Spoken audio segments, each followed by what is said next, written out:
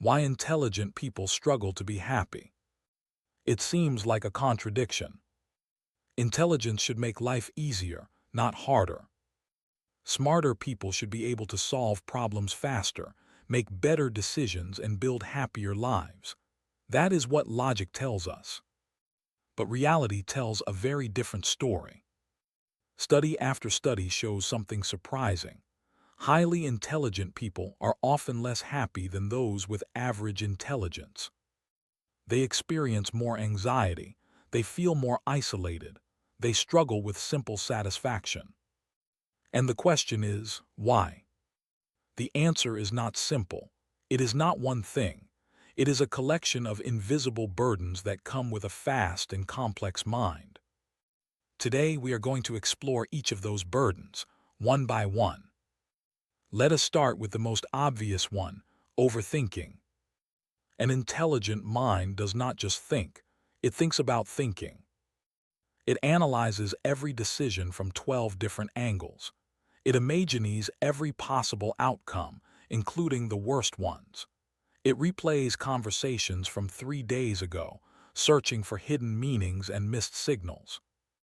A simpler mind hears a problem and says, "Okay, I will deal with it." But an intelligent mind says, "Let me first understand every dimension of this problem, its historical context, its philosophical implications, and whether this problem even exists or is just a construct of my perception."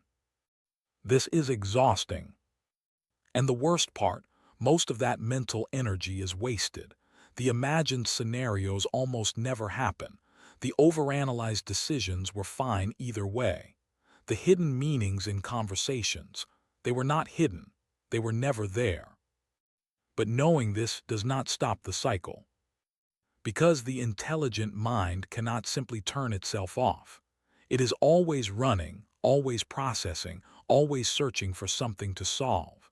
Even at 3 in the morning when the rest of the world is asleep. This leads us to the second burden, the curse of high standards. Intelligent people do not just see the world differently, they see a better version of it.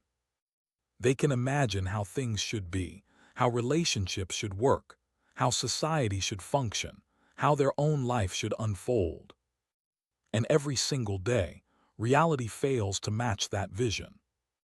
This creates a constant gap between expectation and experience, a gap that fills with disappointment, frustration, and quiet sadness. A person with average expectations can be pleasantly surprised by life. A small win feels like a big victory. A decent job feels like a great career. An ordinary relationship feels like true love. But for the intelligent person, almost nothing meets the standard they have already built in their mind. The job is not challenging enough. The conversation was not deep enough. The achievement does not feel meaningful enough. They live in a permanent state of not quite enough. And that is a very difficult place to call home. Then there is the third burden, perhaps the most painful one. Loneliness. Not the loneliness of being alone, the loneliness of being understood by almost no one. When you think at a different frequency than most people around you, connection becomes difficult. You try to share an idea, and you see their eyes glaze over.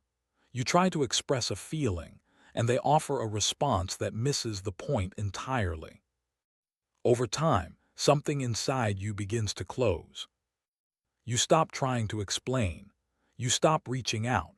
You learn to keep your thoughts to yourself because sharing them feels more lonely than silence. This is not arrogance. It is not a belief that you are better than others. It is simply the painful recognition that your inner world operates on a wavelength that few people can receive. And the more you learn, the wider that gap becomes. Knowledge creates distance.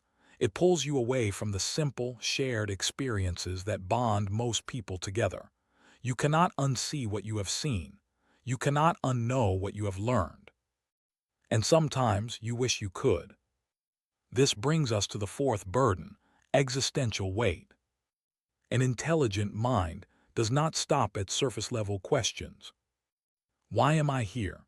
What is the meaning of all this? Is there a purpose, or are we just biological accidents floating on a rock through infinite space? These are not casual thoughts. They are heavy. They sit in the back of the mind like a permanent background process, draining energy even when you are not actively thinking about them. Most people can push these questions aside and focus on daily life. They can lose themselves in work, in entertainment, in the ordinary flow of existence. But the intelligent mind cannot. It keeps returning to the big questions. It keeps searching for answers that may not exist. And each time it returns empty, a little more hope leaks out. Ignorance, in this sense, is a form of protection. It shields you from the full weight of reality. But intelligence strips that shield away, leaving you exposed to truths that are not always comfortable to hold. The fifth burden is perhaps the most practical one. Intelligent people often struggle to enjoy simple pleasures. A beautiful sunset, a funny movie, a casual conversation with friends. For most people, these are sources of genuine joy. But for the analytical mind, the sunset becomes a physics problem about light refraction. The movie becomes a critical analysis of plot holes and inconsistent character motivations. The casual conversation becomes an evaluation of logical fallacies in the other person's statements. The mind cannot simply experience. It must analyze, dissect, and evaluate. This turns life into a perpetual exam that you never signed up for. And somewhere along the way, the ability to simply be happy gets buried under layers of analysis. Pleasure requires a certain kind of surrender. It requires letting go of control and allowing yourself to just feel. But the intelligent mind is addicted to control. It wants to understand everything before it can enjoy anything. By the time the analysis is complete, the moment has passed. The sunset is gone. The joke is no longer funny. The opportunity for connection has slipped away. This is not a choice. It is a reflex, and it is one of the hardest habits to break. So what about happiness itself?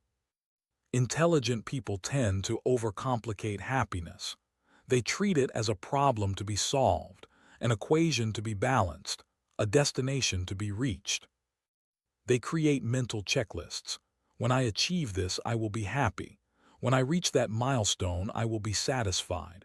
When everything is perfect, then I can finally relax. But happiness does not work that way. It is not a destination.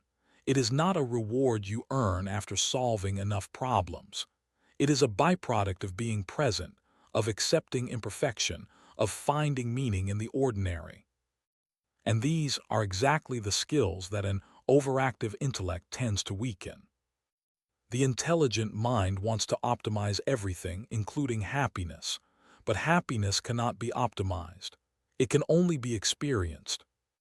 And the harder you try to capture it, the faster it slips through your fingers. Now, there is one more burden worth mentioning. The burden of seeing too much. Intelligent people often see problems before others do. They see the cracks in the system, the flaws in the plan, the dark possibilities on the horizon. In a professional setting, this is valuable. It is called foresight, risk assessment, strategic thinking. But in personal life, it is exhausting. You see a friend making a mistake, and you know exactly how it will end. You watch a news story, and you can trace the consequences 3 steps ahead. You look at the world, and you see patterns of dysfunction that most people happily ignore. And the worst part, you cannot do anything about most of it. You cannot save everyone. You cannot fix every broken system.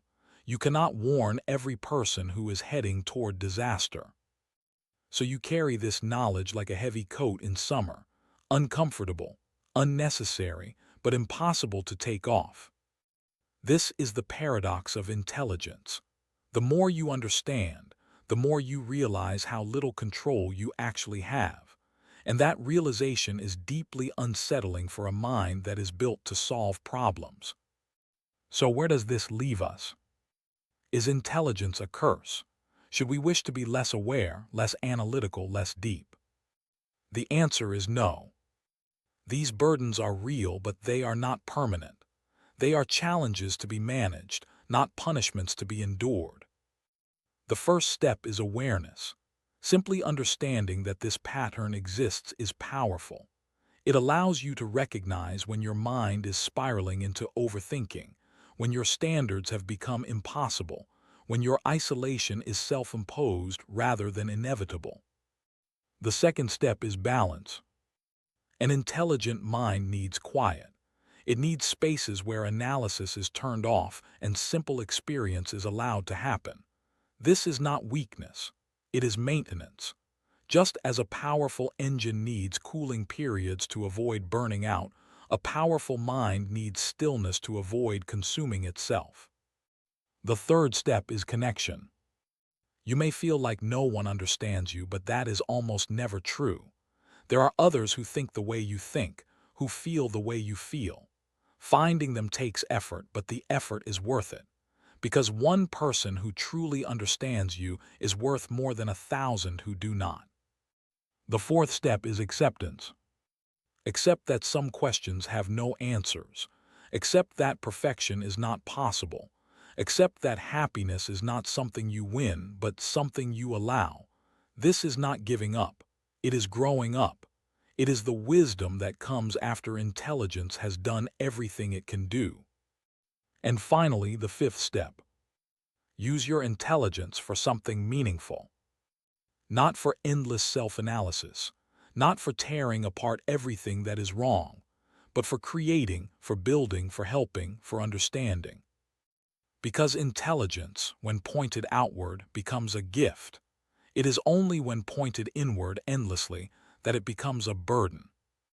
The happiest, intelligent people are not the ones who solved every problem.